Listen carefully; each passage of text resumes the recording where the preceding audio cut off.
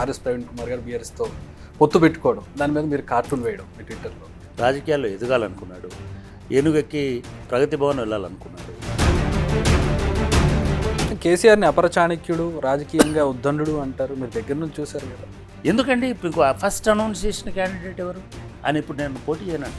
గెలిచిన రేవంత్ రెడ్డి గురించి చెప్పండి. అంటే ఆయన అదొక ఫెనామినా కాదా సార్? 100% తెలంగాణ ఎన్నికలు రేవంత్ రెడ్డి కృషి అనేటువంటిది ఖచ్చితంగా ఉందని చెప్పుకోవడంలో. అసెంబ్లీ ఎలక్షన్స్ టైంలో ముందస్తుగానే అభ్యర్థులందరినీ ప్రకటించిన కేసు ఈరోజు 3-4 సీట్లు ప్రకటించి ఊరుకునే పరిస్థితి పార్లమెంట్ ఎలక్షన్స్.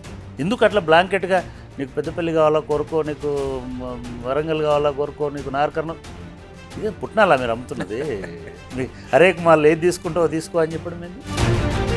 కేసీఆర్ అసెంబ్లీకి రాకపోతే ప్రతిపక్ష నాయకుడు అయ్యి రేవంత్ రెడ్డి గారే వచ్చి మిమ్మల్ని దగ్గరికి వచ్చి కూర్చోబెట్టేవాడు. నీ ముఖం చూడను అని అనుకుంటే చెప్పలేము. మొదటిసారి తెలంగాణ ముఖ్యమంత్రి హోదాలో రేవంత్ రెడ్డి గారు వెళ్ళి ప్రధాని హోదాలో ఉన్న మోదీని రిసీవ్ చేసుకున్నారు. 10 ఏళ్ల తర్వాత రేవంత్ రెడ్డి గారు పోవడమే కాకుండా చాలా ఓపెన్గా సహాయం కోరడం అనేటువంటిది ఒక మంచి పరిణామం.